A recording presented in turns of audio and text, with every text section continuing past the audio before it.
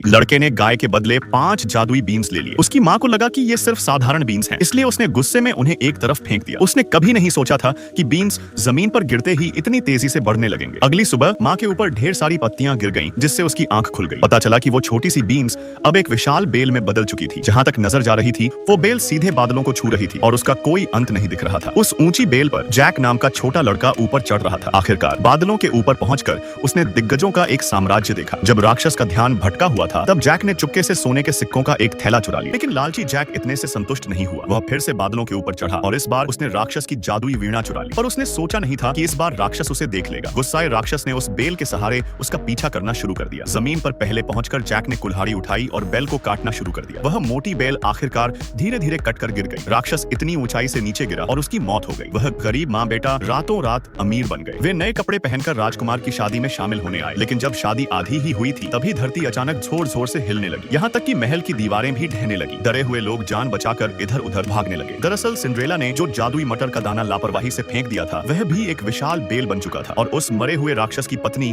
उसी बेल के सहारे इंसानों की दुनिया में आ पहुंची थी। वह अपने पति की मौत के जिम्मेदार जैक को ढूंढकर उसे कुचलना चाहती थी। अपनी जान के डर से राजकुमार और उसके नौकर ने अपनी जान बचाने के लिए जैक का ठिकाना बता दिया। तभी वह गुस्साई राक्षसी वहां से मुड़कर आगे बढ़ा। बेकर और उसकी पत्नी ने फैसला किया कि राक्षसी के जैक तक पहुंचने से पहले वे खुद उसे ढूंढ लेंगे। इसलिए दोनों अलग अलग दिशाओं में निकल पड़े। बेकर की पत्नी को जंगल में राजकुमार मिल गया और उससे भी हैरान करने वाली बात यह थी कि राजकुमार उसे देखते ही उसके प्यार में पड़ गया। बेकर की पत्नी भी राजकुमार के सुंदर रूप की ओर आकर्षित हो गई। सिर्फ 3 सेकंड के बाद राजकुमार ने इस मुलाकात को खत्म किया और वहां से चला गया। बेकर की पत्नी अब भी समझ भी नहीं पाई थी कि क्या हुआ। तभी राक्षसी उसकी तरफ आने लगी। राक्षसी से बचने के चक्कर में उसका पैर फिसल गया और वह चट्टान से नीचे गिर गई। दूसरी तरफ उसका पति बड़ी बेसब्री से अपनी पत्नी के लौटने का इंतजार कर रहा था। लेकिन तभी जादूगरनी जैक को वापस ले आई और बेकर ने जैक के पास अपनी पत्नी का स्कार्फ देखा। यह जानकर कि उसकी पत्नी अब इस दुनिया में नहीं रही, बेकर बेहद दुखी हो गया। उसने जैक को डांटना शुरू कर दिया कि उसे वो बीन्स नहीं बोनी चाहिए थी जिससे राक्षस यहाँ आया। लेकिन जैक ने पलटकर कहा कि बेकर को भी बीन्स के बदले उसकी गाय नहीं लेनी चाहिए थी। बहस के आखिर में दोनों ने सारा दोष जादूगरनी पर मढ़ दिया। खुद पर लगे आरोपों से तंग आकर